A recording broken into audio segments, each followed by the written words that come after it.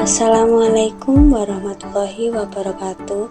Perkenalkan, nama saya Fatma Fati Alfi dengan NIM 23040104014 dari Prodi PPKN Universitas PGRI Kanjuruhan Malang. Pada kesempatan kali ini, saya akan membahas tentang sistem pemerintahan presidensial. Sistem ini merupakan salah satu bentuk pemerintahan yang banyak diterapkan di berbagai negara, termasuk di Indonesia.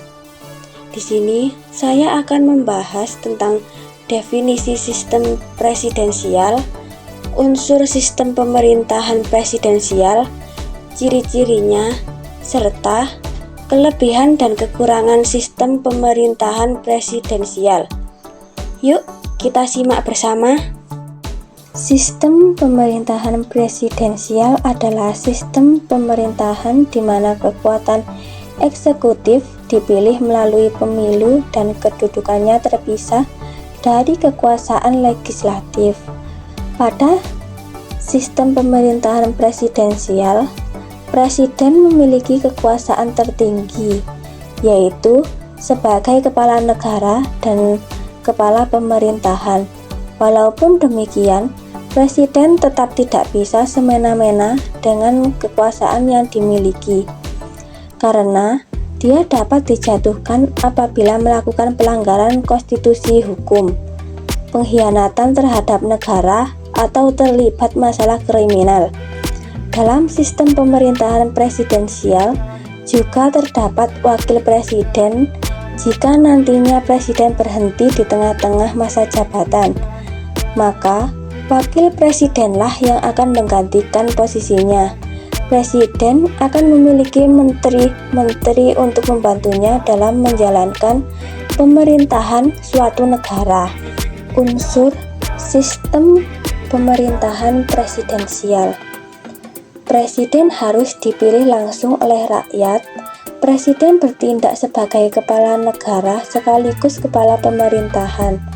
Kewenangan presiden harus diatur oleh konstitusi hukum yang berlaku dan presiden tidak dapat membubarkan parlemen. Ciri-ciri sistem pemerintahan presidensial. Yang pertama, presiden menjabat sebagai kepala negara dan kepala pemerintahan.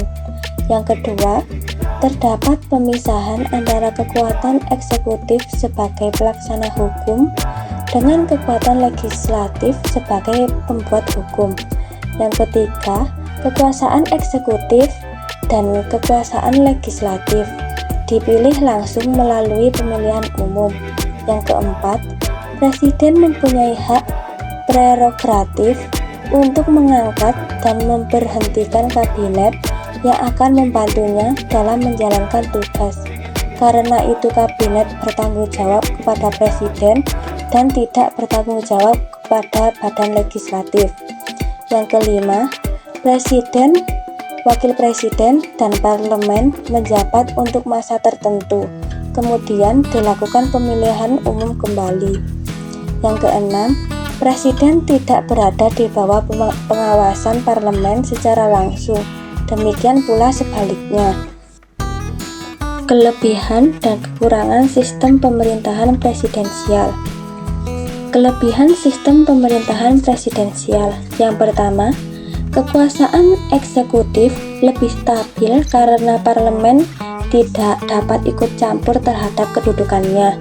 Yang kedua, masa jabatannya jelas. Yang ketiga, pelaksanaan program kerja mudah dilakukan karena kabinet dipilih oleh presiden.